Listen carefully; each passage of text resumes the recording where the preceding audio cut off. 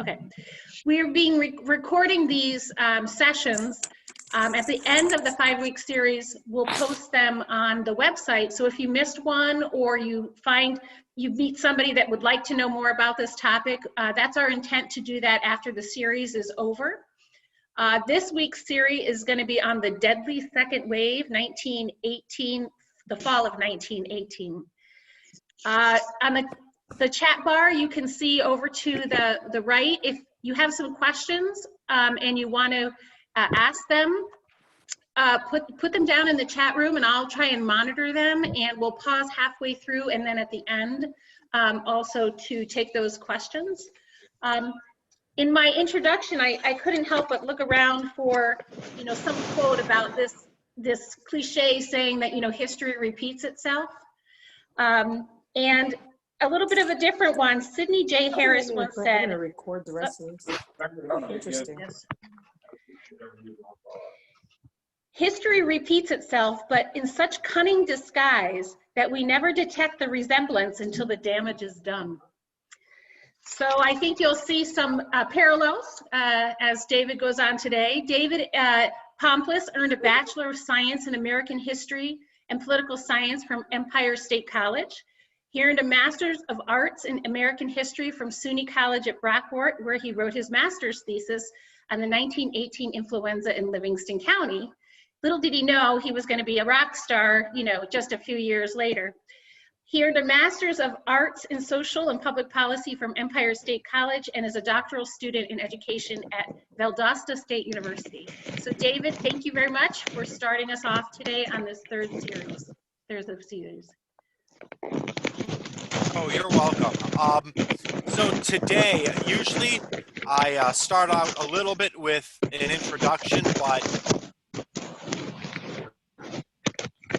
I think if somebody is not muted, there's some background noise.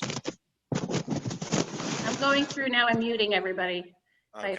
If I have. There we go. Okay. So everybody can hear me though, right? Yes. Okay, good. Usually I start off with a little bit of a brief introduction, maybe a recap of what we went over in the previous lecture, but my presentations have been about 17 slides and it tends to go almost the hour. Today I'm going to have to speed it along a little bit because there's a lot of material to cover. I have about 23, 24 slides. So there's a lot here and there's a lot to go through. So rather than really give the intro that I usually do, I'm just going to share my screen and jump right in. But I think as we've been doing, I'll stop about halfway through or so and we can take some questions. So I'm going to go ahead and share my screen. It'll be just a moment.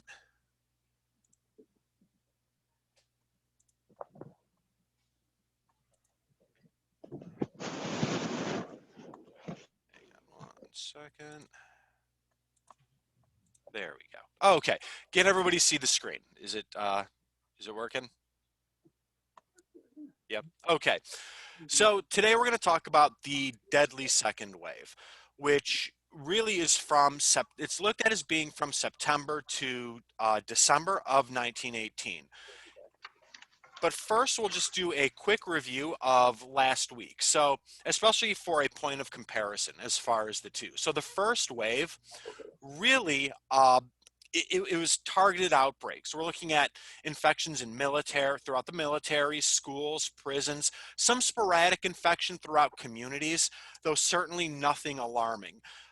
It really actually just looked like a little bit more contagious or a little bit more severe of a sort of normal influenza, at least as far as the American public was concerned. The doctors in the medical community were a little bit more weary. It's really defined by high morbidity and low fatality. In other words, people were getting it, people were suffering, but the numbers of deaths were not in a place that were seemingly alarming.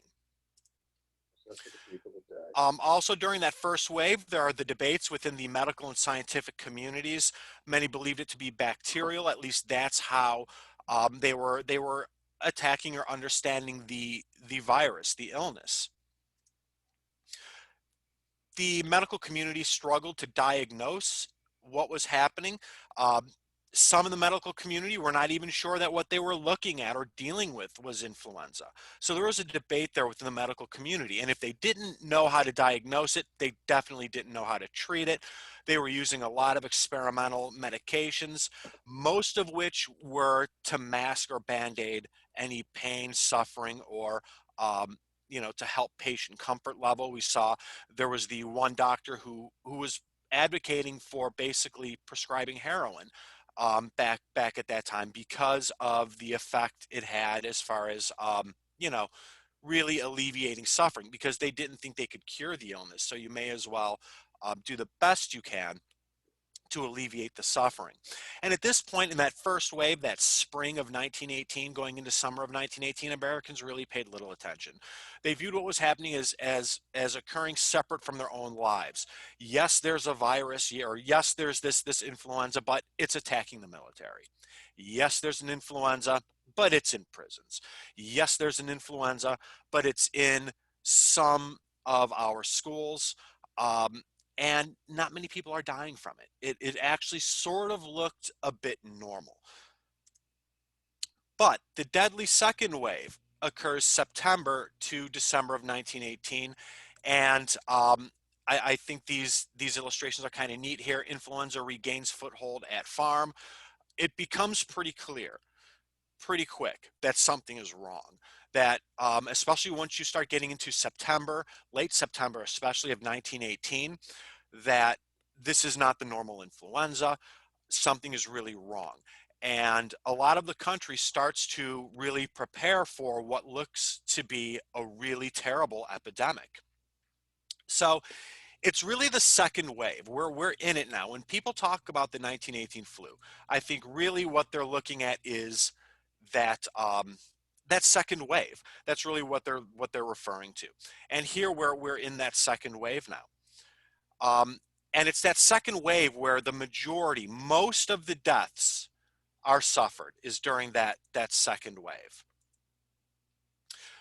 During the second wave, there's a medical personnel shortage, specifically nurses, because they're all deployed in World War I, helping out overseas. So there's a severe shortage. So right out of the gate, we're already behind the curve as far as being able to combat what's coming. So if the first strain was maybe a little bit more contagious or a touch more severe than your normal influenza, scientists believe that the strain mutated. Sort of what we're starting to see right now with these variant strains of COVID. The virus mutates, it changes, it adapts.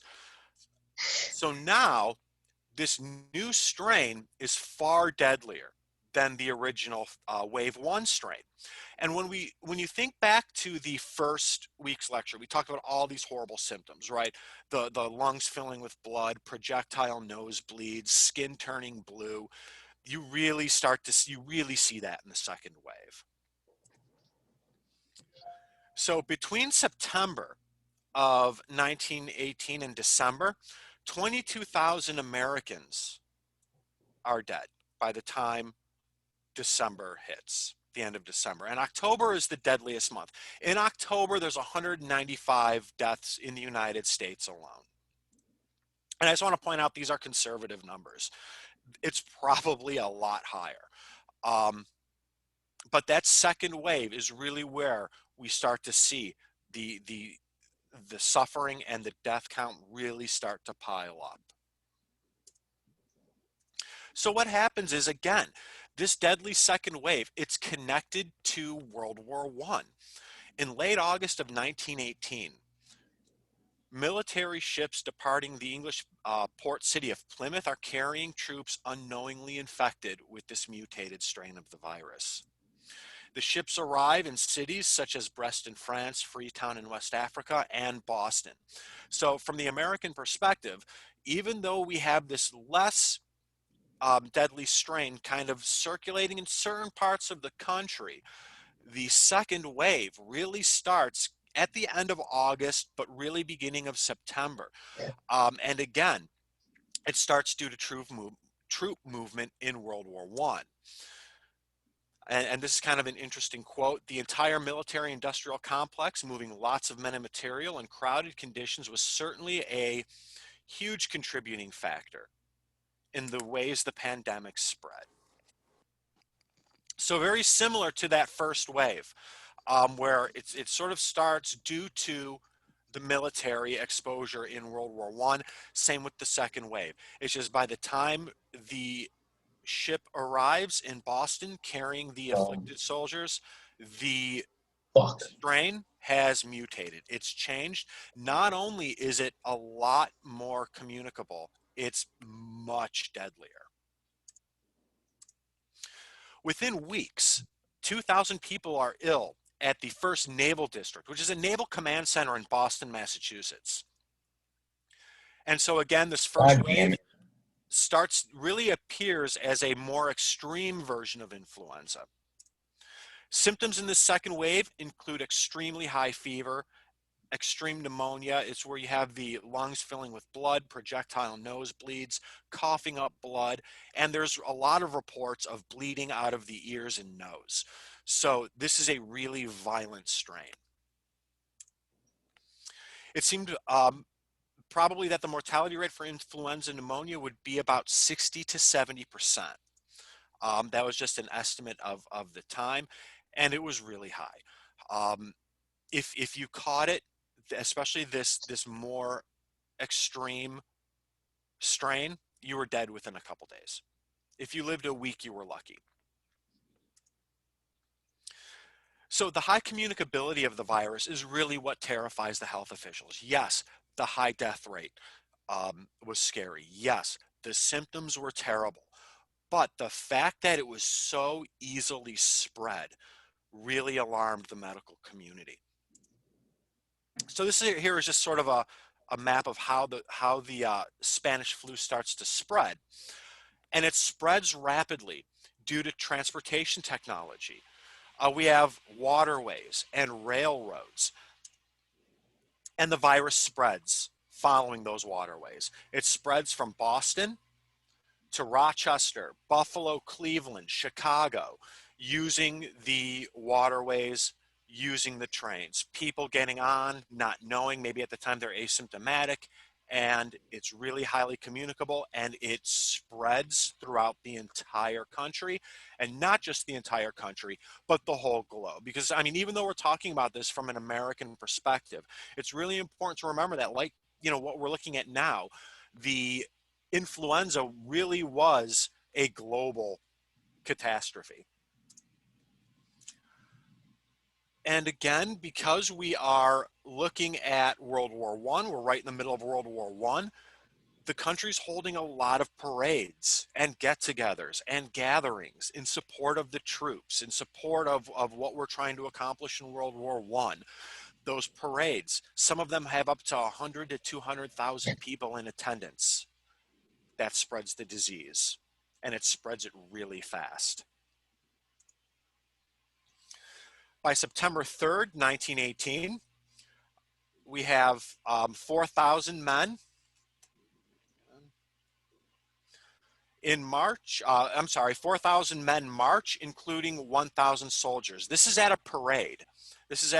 So again, it's starting with the soldiers. The soldiers are the ones who are infected, but there are public gatherings with the soldiers there, and it starts to spread. And it's sort of interesting. Some historians really look at the way the second wave spreads and compares it to America's earliest settlements and settlers, to the way the settlers spread throughout the country. It's sort of the same way that the virus starts to spread through the country. Crosby writes, the virus follows their trails, the easiest mountain passes, the shortest passages where they had built their cities. So it's all these ways of transportation that the earliest settlers created and then gradually improved upon. It's that same way, using those same routes, that the virus spreads. And this is an interesting comparison. So this is early on in the second wave. This is a comparison between Philadelphia and St. Louis. And for those of you who watched the news during COVID, I think they talked a little bit about the St. Louis versus Philadelphia model. Philadelphia has really become the poster child of what not to do during an epidemic based on the way they handled the 1918 epidemic. And this is, again, very, very early in the epidemic. So Philadelphia, local media and their political leaders downplay the virus. There's nothing to worry about. In fact, not only do they downplay it, many in the media say, and political leaders, it's not really as bad as it looks. We're being lied to, we're being misled by the medical community. They ignore the entire threat. On September 18 and 19, sailors in Philadelphia fall ill. This really, again, looking at the Boston example, should have raised the red flag, but it didn't.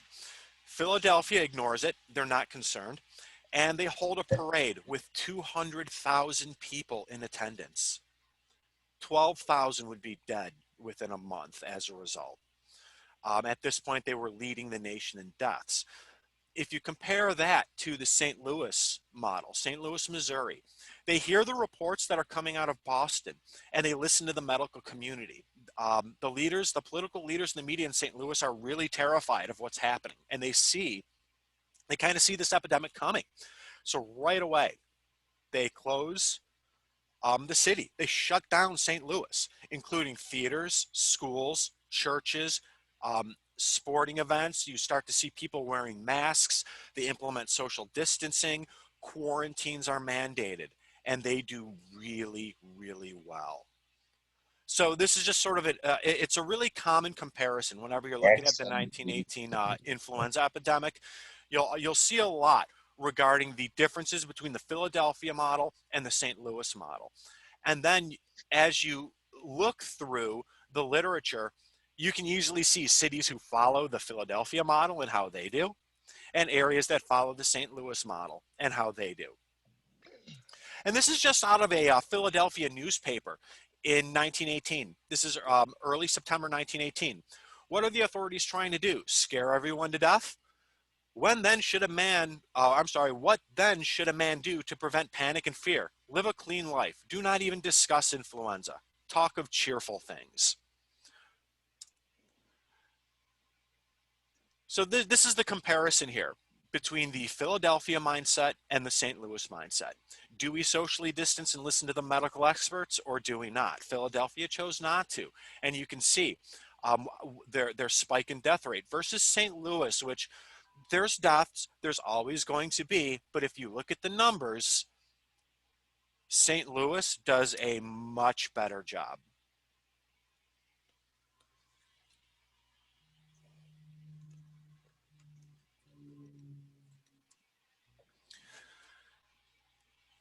Early in not really just early, but throughout the pandemic, there are debates happening.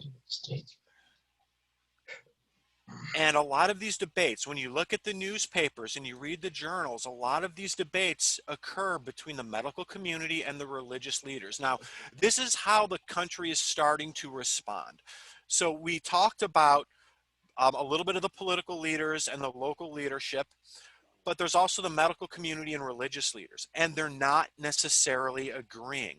And what's interesting is these debates within the medical and religious community really start to define the narrative of how the history of the 1918 flu epidemic is told. So the medical community, especially once this second strain starts to hit, they're warning, they're raising the alarms. They're warning the people, something, we don't know what it is. We can't define it. We're not sure if it is even influenza, but something is wrong. And we really need to take this seriously because bad things are going to happen if we don't. So they're warning of how deadly this illness seems to be. And they're urging citizens to implement quarantines, to close public gatherings. They're urging social distancing. They're really pushing the promotion of mask wearing. And most Americans listen to the scientific community, but there's still a debate. And within a lot of the religious leadership throughout the country, they felt that what was happening with the demand for quarantine, social distancing, mask wearing was sort of a violation of their rights or an example of scientific or government overreach. So a lot of the religious leaders really push back on the scientific community. They argue closing churches is against their rights. And there's a lot in the medical community who start to, or I'm sorry, the religious community, who start to publish articles and opinion pieces in newspapers, pamphlets, journals, arguing that really what's happening here is the world we live in, the society we live in, is corrupt and full of sin. And that is what's causing this horrible illness, is the result of sin. And they argue that if you really want to combat this, because the virus is actually, or the disease at that point, they didn't know it was a virus, was caused by sin, the only way to fight it was through spiritual leaders, not the scientific community, not the medical community. Therefore, churches have to remain open. People have to be able to gather together to combat this disease, because they have to combat the corruption and sin within society. And these debates are occurring while thousands and thousands of people are dying. And the medical and scientific community are sort of pointing the finger at the religious community, saying, look, what you're doing is spreading the virus. It's spreading this disease even more. Please, follow our public health guidelines. And on the other side, the religious community, or a lot of the religious leaders, felt that what the scientific community was arguing for was actually going to worsen the virus, because they viewed it as an elimination of the spiritual medication that would be needed to combat this sin, corruption, and therefore the disease. So they did not agree, and they butted heads. And this is really interesting, I think, because pretty soon we're going to start looking at Livingston County. And how does Livingston County fit into this narrative? And it's really interesting the way Livingston County, I think, sort of separates itself. It stands out as being a little bit different. And another thing that's really important to point out, a lot of the histories that are done, they're looking at big cities. They're looking at Philadelphia. They're looking at St. Louis, San Francisco, Cleveland, Chicago, Cincinnati, these really large cities. Alfred Crosby, he did a lot of research on the 1918 influenza epidemic in the United States. If it's a subject you're interested in, he's really one of the leading scholars on the subject. And in one of his books, he wrote that he acknowledges most of the histories that are done are focused on big cities and not rural areas, because according to the 1920 census, the vast majority of Americans are now living in big cities, not in rural areas. So I pulled the 1920 census, and he's right. But the numbers are like 51 to 49%. That's almost half. So he's ignoring almost half the population. And that half of the population is in the rural areas.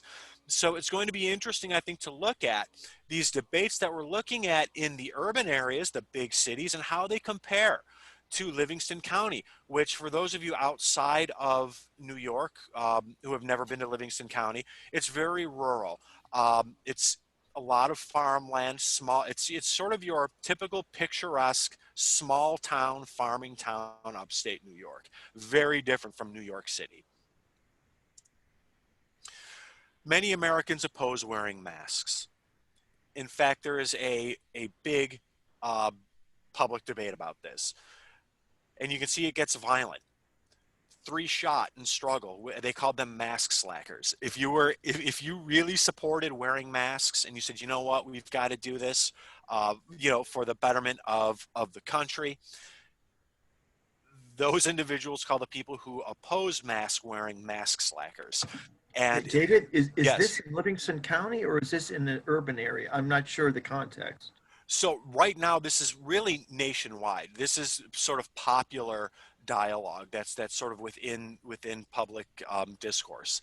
It's pretty nationwide. You see it all over the country. There are these anti-mask meetings. Now, hold on to that question though, because this is going to become very, very relevant once we get into the Livingston County piece. Um, but right here, this is throughout the country, but a lot of these anti-mask meetings, and especially where they get violent, you'll see they're in big cities, especially San Francisco. San Francisco is really, um, they're really firm on their stance of wearing masks. So again, the majority of Americans do follow the health guidelines, but many oppose it. They look at wearing masks as, again, a violation of rights, an example of government overreach. They refer to masks as muzzles and dirt shields. A lot of people even make fun of individuals who are wearing masks for, appearing to be weak or afraid. They fasten masks to their dogs to mock those who support wearing masks. Some of them even cut holes in masks to smoke cigars. So really the masks, it should be a symbol of public health, right? But really what happens is it becomes a symbol of government overreach. And those who support masks refer to anti-maskers as mask slackers. And they really argue with each other. And a lot of times it becomes violent. And cities start to impose mask ordinances. This includes San Francisco, where they start to mandate you have to wear a mask. If you're out in public, you have to wear a mask. And a lot of what we're talking about right now is really done at the state and local level. And there's a reason for that. And we're going to get into that shortly. In response to these ordinances, anti-mask groups appear and they meet in large numbers in public places without masks, and they spread the disease. This is just sort of an interesting newspaper just to show you how serious it got. This is in San Francisco. Somebody refused to wear their mask, and that person was shot by a police officer. It got violent. There are reports of full public brawls between people who support wearing masks and people who don't. It got really violent. And the reason this is handled at the state and local level is due to the massive failure of leadership at the federal level. Woodrow Wilson, he's sort of this, interesting figure in American history. He leads us through World War I and supports and tries to get through the League of Nations, But the truth is, when you look at the scholarship and you look at the facts and you look at the evidence, he kind of fails at a lot of what he does. He fails to get the League of Nations through. He does nothing really for women's suffrage until his hand is forced because of the reports coming out of female protesters at the time being arrested and force fed in jails. And with the influenza, not only does he ignore it, there's some evidence that shows that he didn't take it seriously. He joked about it and misled a lot of people, even within the White House, about it. So Wilson ignores the pandemic. There's no national strategy. He doesn't mobilize any national resources. He doesn't, at this point, throughout the pandemic, he just doesn't have a plan. He refuses to mobilize non-military components of the United States government. At this point, Wilson's focus really is on the war, is winning the war. So, despite warning, he continues troop mobilization.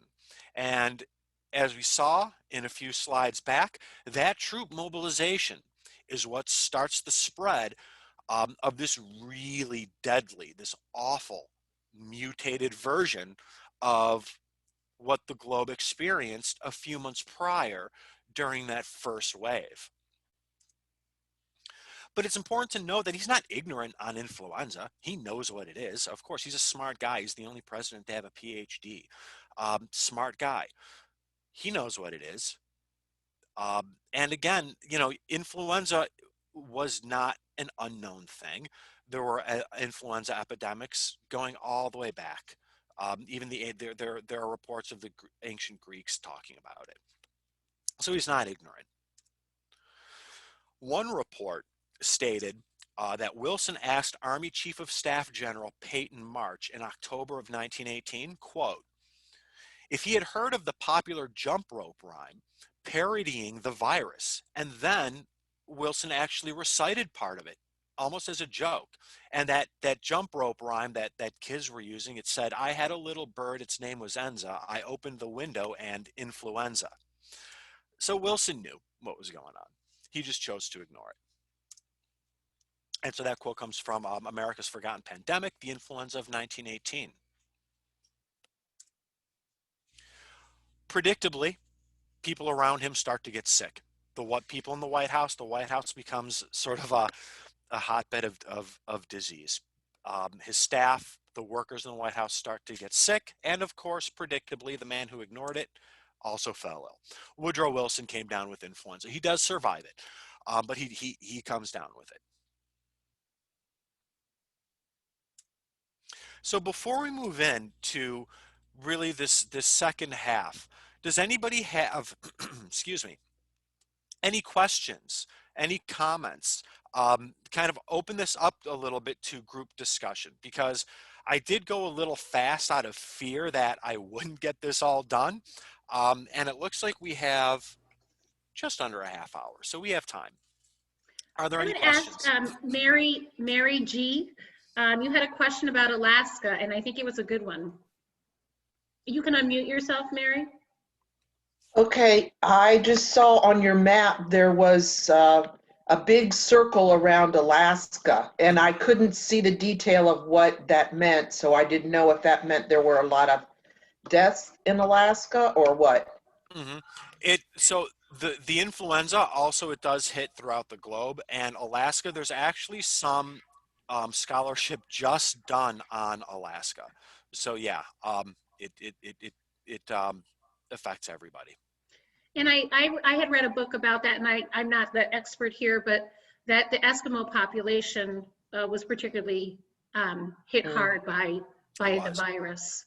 It was. And particularly in the conditions and how the living conditions were such, close quarters that the virus was easily spread. Yeah. It's sort of, so Anna, that's absolutely true. And you'll see that, if you study this, there are some demographic differences as far as how the flu affects people.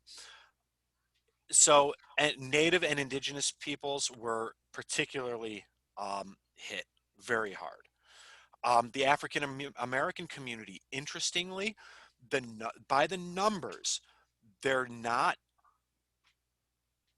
falling ill and dying at the rate that the rest of the country is. Now, and this is a bit controversial, but it's just the truth. A lot of the scholarship, the academic scholarship coming out, looks at that, and they're curious as to why. Well, an unfortunate stain on American history is segregation.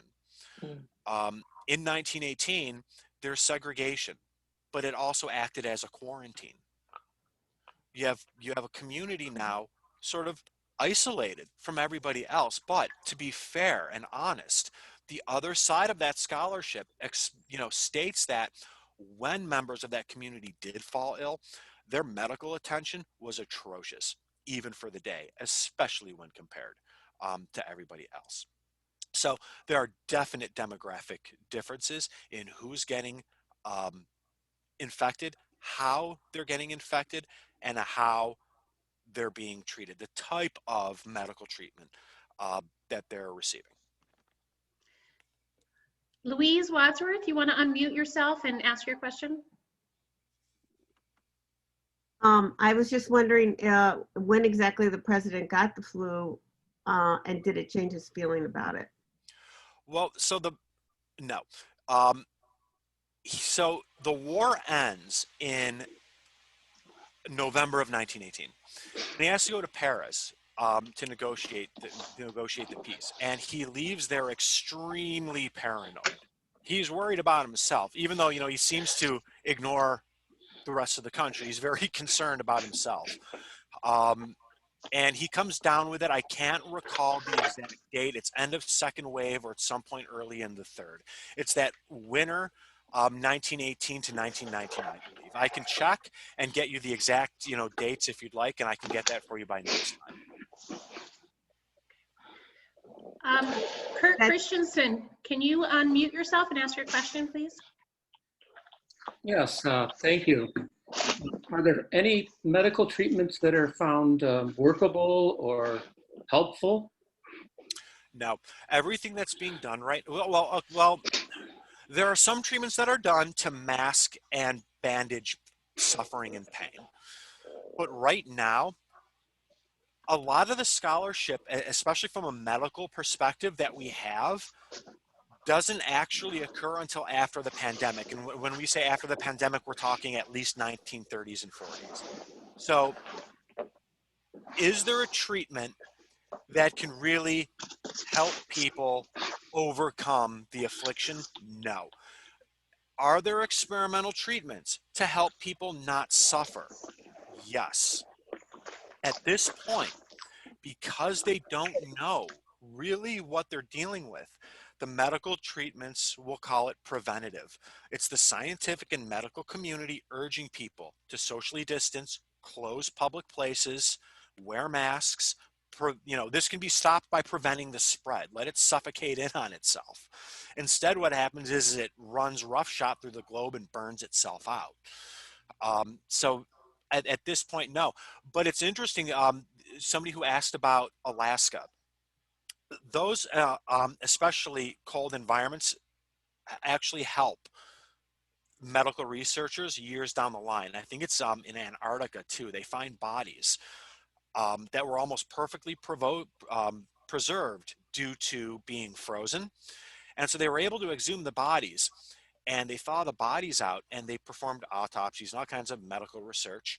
And it turned out that these people, it was a mass grave of people who died of the 1918 influenza epidemic. And they were able to really study what was happening. So a lot of the medical community, the information that they get comes many, many, many years after. But during this point, no, they don't know what they're dealing with right now. Let's take just one final question from Robert Pomplus to unmute yourself, and then we'll go on with the presentation. You were talking about this dichotomy between the medical community and the religious community. I was wondering if there was also a dichotomy politically between various parties that could reflect why St. Louis would do one thing and another community like Philadelphia or San Francisco would choose a different route. Mm-hmm. I'm not sure. As far as a lot of the political history behind it, or what how it aligned politically, I really haven't looked into. That's something else I could probably look into and get the answer for you. Woodrow Wilson, he was a Democrat.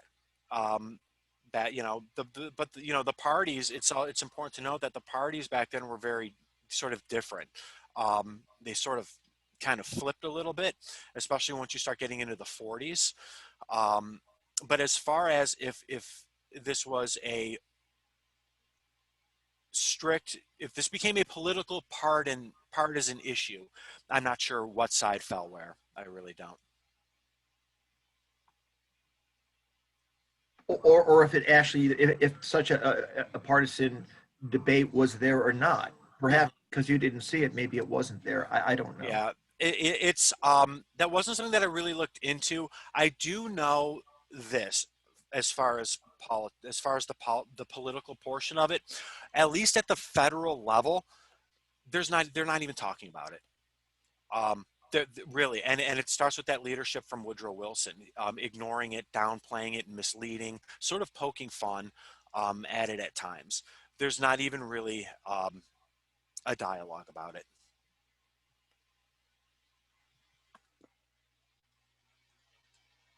Any other questions, or do you want to go ahead and move on and then take some questions at the end? Yeah, let's move on, and then I'll hold the questions that come from here on out. Okay, so now we talked about the way the narrative has played throughout the country. And when I say throughout the country, I really sort of mean in these major cities, these metropolitan, big urban areas. There was a really interesting documentary. It came out many, many years ago. And it was You want this, me to put the it things in was my, this elderly lady. And she's talking about the 1918 influenza epidemic. And she's sort of lamenting. She's saying, you know, there's a lot of history books about this. There are a lot of articles and things written about this, but they're always about big cities like Los Angeles or San Francisco or Houston or Boston. She says, you know, I grew up on a farm in rural Arkansas, and I feel like people forgot about us. And that really kind of stuck with me because, again, looking at that population, that census going back from 1920, key historians say, yeah, it's you know, we kind of ignore this population of the country because we have to make generalizations, right? And at this point, the majority of people are living in big cities. It's not the case. Again, it was literally 51 to 49%. So what I'd like to do now is now that the stage has been set as far as what the national narrative is, as far as how people are handling this, how regular citizens are talking about this, where does Livingston County fall within this narrative? First, it's widely reported throughout most of the newspapers throughout the county, the epidemic is draining Livingston County resources. And again, you know, for those of you who maybe aren't from Ohio or from New York, and have never been to Livingston County, it's a very rural area. They're not going to have to start off with the medical resources that places like New York City might have. The Craig Colony for Epileptics, they start to loan physicians to neighboring towns to handle the epidemic, while the hospital itself was placed under quarantine. It's reported a lot that in Mount Morris, the death rate is exceptionally high. It's extremely high in Mount Morris, and also other papers throughout Livingston County, in Nunde, Avon, Geneseo, they call for help from Mount Morris, that they need undertakers and funerary professionals. Mount Morris needs help. They can't bury their dead. In Mount Morris, quote, local undertakers have been reinforced by help from Nunde and Geneseo. But even that has been impossible at this time. So that's from the Rochester Post-Express talking about Mount Morris. And this quote, I think, is just a small quote, but I think it's interesting because it shows you the mindset at the time of the citizens who are living in Livingston County, and why I think Livingston County is a break from the national narrative. They cannot be included in the typical narrative of how people are handling this. They're already, so this quote, they're already helping each other out, right? They're not arguing or debating this. And we'll see it. I'm going to go into a lot more detail here about how Livingston County and these rural areas are helping each other out. So Mount Morris takes action. The Board of Health in Mount Morris responds, and they respond quickly. They call it, quote, a crusade against the worst malady that Mount Morris ever had. They recommend closing churches, closing schools, closing public gatherings, and the citizens, there's no evidence in the newspapers of anybody writing in to debate this. They comply. And not only do they comply, but it's being embraced for the sake of the public good. Excuse me.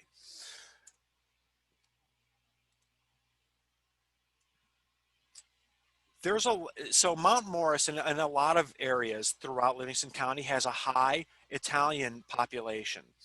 And what I found interesting also was there's a lot of newspaper reports that are talking about the Italian population and how they're handling it. And it's interesting because at this point, again, it's second wave 1918, death is just raging through the country. Mount Morris is full with a lot of immigrants from Italy. There's a large Italian population throughout Livingston County, particularly in Mount Morris. And so they talk about how the Italian community is handling it. And they say that there's a great dread of fresh air among the Italians. And even if they're told that this is one of the principal remedies, they will not permit much air to enter their residencies. It is said that they are laboring under the impression that the air itself is full of influenza, and if they open windows or doors, they're certain to get it. And the tone throughout a lot of what's being written right now, especially in Livingston County, is a sense of concern and shared loss, not judgment. They're just kind of reporting how different communities and individuals within those communities are really handling and coping with the death that's occurring. So the Livingston County narrative really counters the national narrative. The residents in Livingston County, they embrace public health measures. Churches close, and the church leaders promote spirituality from home. They write into the newspapers, don't come here, practice from home. Spiritual leaders in Geneseo, Dansville, Nunde, Avon, and Mount Morris urge residents to comply with the public health measures. But what's interesting is they attach spiritual dialogue to their reasoning as to why people in these small towns should comply. They say, look, if you obey these quarantine measures, if you obey and you follow what the public health guidelines are, you're actually doing God's work because you're saving lives. And that is God's work. So by following these public health measures, religious leaders in the community are actually urging you are practicing your spiritual work because you're being selfless. You're doing what you have to, what should be done to stop the spread. And they actually, a lot of the church leaders write in to, especially I think it was the Livingston Republican, that this is actually a positive thing, these quarantines. They write in that not only if you follow these quarantines, are you doing God's work and saving lives, you can strengthen the family unit, spend time with your family, spend time with your children, practice spirituality together as a family. So they're looking at this in a much different way than the debates of government overreach in the big cities are happening. The conflict between the medical and the spiritual community as reported in these big cities, at least I can't paint with a broad brush here. I can't say that these results apply to all rural areas, but I think it's an interesting start, and I think more scholarship needs to be done on this, because this narrative that's emerging from Livingston County is a very different one than what we see in popular histories. In Geneseo, they go a little further. The Board of Health promotes strict quarantine measures. These include closing churches, schools, banning public gatherings. They even, for individuals who are sick and they're quarantining ill in their home, they put placards up on the homes, basically stating, hey, there are people infected with influenza, stay away. This is a quarantine area. And the citizens of Geneseo are not only okay with it, they think that these public health measures are their duty. It's what they have to do. So it says this is from the Livingston Republican, October 17th, 1918. And again, October is the month where it is the deadliest. It's the month where it's the deadliest. It's where we lose most of those deaths come in October, and then they start to kind of taper off a bit in November and December. But in October, they say we have an individual and community duty to do our utmost to prevent the spreading of influenza in Geneseo. So this is their duty, both as individuals and, we as individuals make the community. Um, so here's another example of a break from that narrative that we're told about all these debates that are happening. It doesn't seem to be happening in Livingston County. Hang on, let me go to the next slide here. Dansville's really interesting. Um, of course, the first chapter of the Red Cross, Clara Barton from Dansville, and Dansville continues that sort of proud tradition during the 1918 flu epidemic. They're really interesting. Dansville's meticulous about keeping records. The Dansville Express prints a report of the epidemic committee. They have a committee formed on how to handle the epidemic. And they argue that per population, Dansville was, quote, more severely afflicted in proportion to the population than any other community of which we have knowledge. This report details public closings that's advocating for it, schools, the opera house, public pool rooms, local churches. They want to shut down Dansville. They call for the establishment of medical headquarters, which is really neat because these are volunteers. Remember, there's no national strategy here. This is done on the local level. These are normal citizens coming together saying we have to do something here.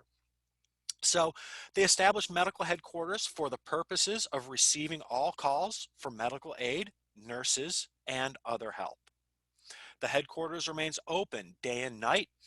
And in these reports, they specifically mention a lady named Nurse Betts, who particularly stood out in the community for her selflessness, and a lot of the information and data that we have about the numbers in Livingston County, particularly Dansville, come from her because she was so meticulous at keeping records on everything and then submitting it to the epidemic committee.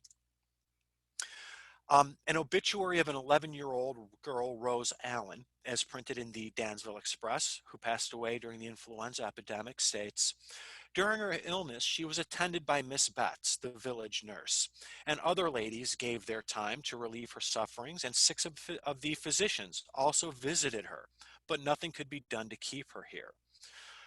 And right here is kind of an interesting newspaper clipping. This is out of the Dansville Express. These are some of her records that she kept. The number of school children attended. You have number of other grip patients, number of patients who they treated who did not have grip. And again, grip was another term for the Spanish flu or the 1918 influenza. So she really kept some great records. And so a lot of the numbers we have really come from her. So again, Dansville keeps up that proud medical tradition. And here's Nunde. Nunde, all for quarantining again. They put in, this is in the newspaper here, the local newspaper in Nunde in 1918, that everything's going to be closed. Pool rooms will be closed. They're suggesting closing churches and other public gatherings. So again, Nunde, just like Dansville, Mount Morris, Geneseo, Avon, they're all on the same page here as far as obeying these public health measures. So this is where we're going to end for today. We have 2 different narratives emerging. The popular narrative of the big cities and major urban areas, and this sort of different narrative that starts to emerge in rural America, well, at least Livingston County. But in November of 1918, the war ends. At least the military part. From the perspective of your everyday citizen, the war rages on. The war continues. So next week, we're going to look at how there is still a war after the war. That's that third wave. Because after the war, people are still looking at this as a war. It's a conflict. We're being invaded. And the lens in which the American people start to view what's happening changes. And we're going to look at that next week in the third and final wave. So I'll stop sharing. And I think, do we have a minute for you? We have like a couple minutes, I think, maybe. Yeah, I'm going to start with Eddie Lee. He had actually two questions. Why don't you go ahead, Eddie, and unmute yourself?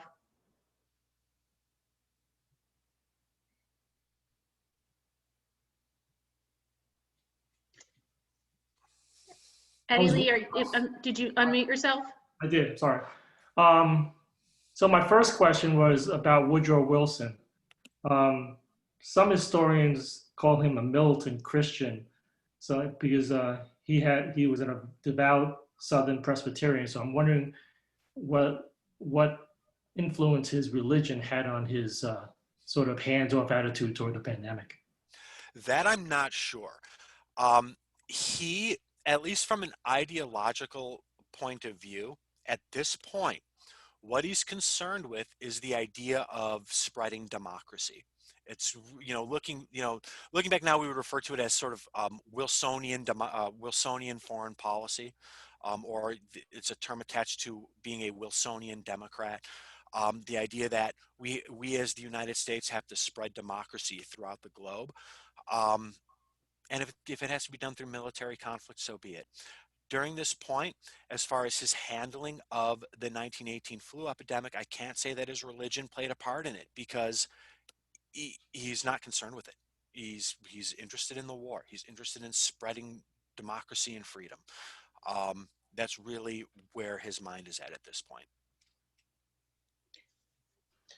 My second question is related to, you talk a lot about the national narrative around the pandemic, but I'm wondering what New York State government's narrative was around this pandemic, and whether some of the local government activities around it was driven by the state government, or they're totally independent.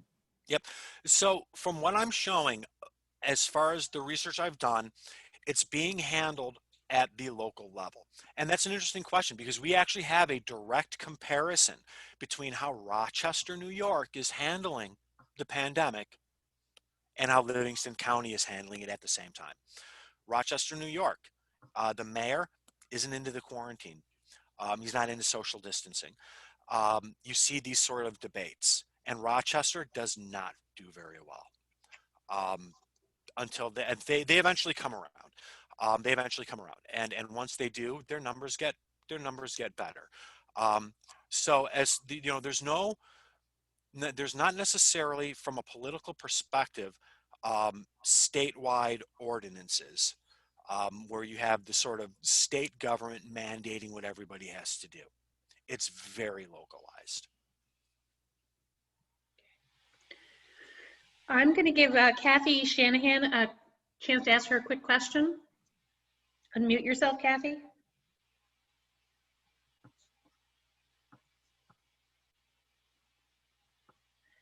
Basically, Kathy, if she pops in, she just wanted to know more about Nurse Betts, and did she have a first name?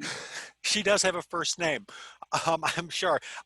She's written about in a lot of the newspapers.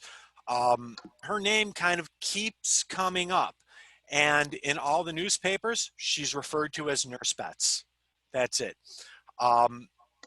When I was going through the newspapers, I asked myself that same question. What's her full name? I didn't look to pursue it, though. I just kind of kept going on. I had so much other things to look at. But her name keeps coming up. And so if you look at, when the pandemic is over, hopefully, you can, in the archives, her name keeps coming up, especially in Dansville. Mary G., you had a question before, but you had two quick ones, which I think may have been answered in previous lectures, but they're worth repeating. Go ahead, Mary G., and unmute yourself. I was asking about age. Did this affect younger or older population? And you might answer this question next time about how long that lasted, the span of the virus, kind of compared to what we're experiencing, but I think we're only in the second wave. Yeah, so first, as far as age, one of the things that made this particular illness so sort of alarming for the medical community is because it afflicted the young and healthy seeming. Typical flu epidemics affect the very, very, very young or the very elderly. but this targeted younger, healthy seeming people, 18 to 40. Now, I'm not saying that elderly didn't pass away, and I'm not saying young people didn't pass away. We just saw that obituary of that 11-year-old girl. But it affected the young. As far as the duration, I'll talk next week. It starts in summer of 1919. Which is what Mark Hopkins' question was. The war ends in the middle of this second wave. What effect does that have? Mm-hmm. Is that something you'll be addressing in the next session? Yeah. Real quick, the effect that has. So first of all, it's the influenza that causes such a speedy end to the war. It's hard to fight a battle when you have hundreds of thousands of soldiers dying of flu on the battlefield, right? The effects that has, well, these troops go home and they take the illness with them. So it continues to spread. I'm going to finish up with two things. I know we're at a little bit over, but so if you need to leave, feel free to exit. Marshall Smith, you're from Caledonia, I know, and you had a question about Caledonia. I was just curious how Caledonia fit into the array of how other municipalities in Livingston County responded. And if there is no information available, I will go into the Big Springs Museum the next time I can get there and start going through the Caledonia advertisers. Well, either way, I would definitely recommend doing that. So it's just because it's so neat and things will, jump right out at you that maybe you weren't expecting. These small towns, Caledonia, Livonia, they all fit this narrative. They're implementing these quarantines. Even if we look just on the outskirts of Livingston County, if we take that narrative and try to extend it out further, it works. Brockport, small town, big time into quarantining, implements the health measures. Hawley, Hamlin, Clarendon, all the same thing. And Bergen's what, maybe 35 minutes outside Livingston County, same thing. But it's still one of those small town, upstate New York, sort of rural areas. They all, because when I was looking at the research, I did Livingston County and then I extended it out up until you got to what I would consider more urban areas like Greece, the areas like that. Up until you start getting into those urban areas, they all fit that narrative of supporting these public health measures. Thanks. And the last question for today, and then we'll wrap up, is Marcia Faulkner about non-compliance of masks and fines in San Francisco. Go ahead and ask your question.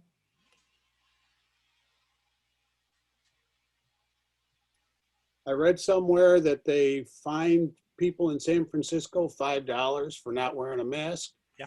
And which president were you talking about? So, I'm sorry. Oh, so the first part of your question. Are we drawing connection? Okay. Yeah. So yeah, they were fined in San Francisco. They went further than that. As you saw in one of those reports that one person was shot, they were fighting. There's a report of a lady. She shows up at a public health meeting and she's not wearing her mask. There are reports that they grab her, they drag her to the local Red Cross and forcibly put the mask on her. They got really serious in San Francisco. Okay, thank you. Sure. And it was Wilson you were talking about. It was Wilson. I was personally talking about Woodrow Wilson. Okay.